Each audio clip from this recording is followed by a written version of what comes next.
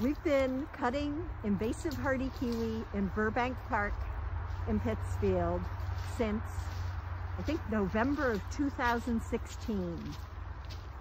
And we had, in 2017, Massachusetts College of Liberal Arts, or MCLA students, mapped the entire 188 acres of the park to see where there was invasive kiwi growing, and they made it sort of like a stoplight. Red if it was really growing up the trees and pulling them down, orange if it was just starting to grow up the trees, yellow if there were just a few little patches, and white if there was no kiwi. So we have a map from back then of where all the kiwi was. And we're out today looking at a bunch of places where we've already cut to see how much is regrowing. And the good news is, not that much. And then cutting what we see still going up the trees.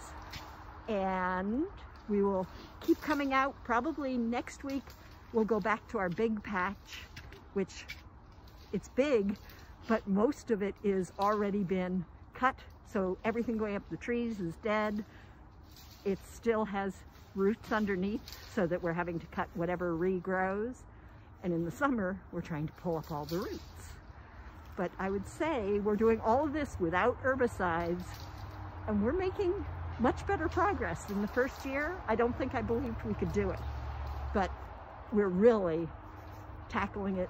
We've got the biggest patches being controlled. We're not letting it go to fruit, so it's not spreading more. And we've gotten greenagers, a group of teenagers that get paid to come out and work on it once a year, and they do a tremendous amount in 1 week. Really important things for us about invasive hardy kiwi is it only seems to be invasive in the Berkshires, starting from about Pittsfield, heading south through Connecticut, down to New York and Long Island. And we've got groups, partner groups, that are working on removing it in that whole strip. If we can get it under control in that strip, it should keep it from spreading anywhere else. So this is a rapid response. And what does this kiwi do to the trees? It grows up and can grow over 20 feet in a year, gets up into the crown and carries water from the roots up, and the weight of that then pulls the trees down. So in the area we're in, there's sort of this circle where the kiwi starts in the center. When it pulls down the trees, it then moves on to the trees that are in the next ring out, grows up them, they fall down, and it just keeps making this bigger and bigger circle. This one I'd say is, maybe an acre. Our biggest patch is, oh boy, at least 4 acres, but it's got sort of a secondary 2-acre patch. But we're really, I mean, it's looking like we can control it, which if you asked me in 2017, I'd have said there was no chance. No, I wouldn't. I would have said we hoped.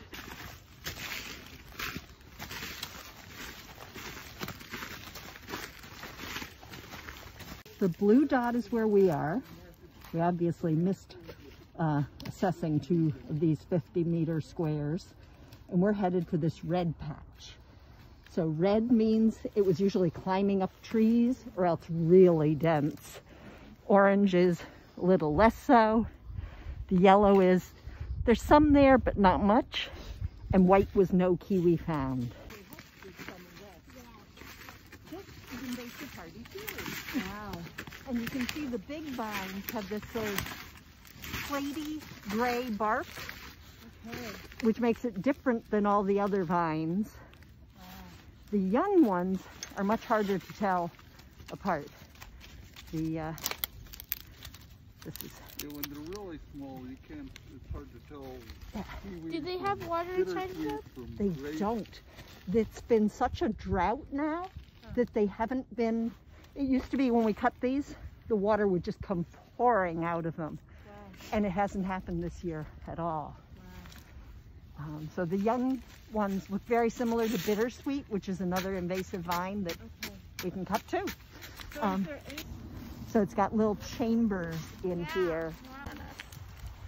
Raining down. or you could tie up a little where it branches into 3 parts. Ooh, good idea. Oh, good job. It's all Bittersweet. Oriental bittersweet. Which is another invasive. It's another horrible invasive. We focused on kiwi first because it's one that if we get rid of, it may not come back. Bittersweet is an ongoing battle in perpetuity because there's so much of it everywhere that it always can come back. Try to explain it. Smells like golden apple gum. Ooh. So it really does produce a fruit. Instead of being a big kiwi like in the grocery store, they're little grape-sized kiwis.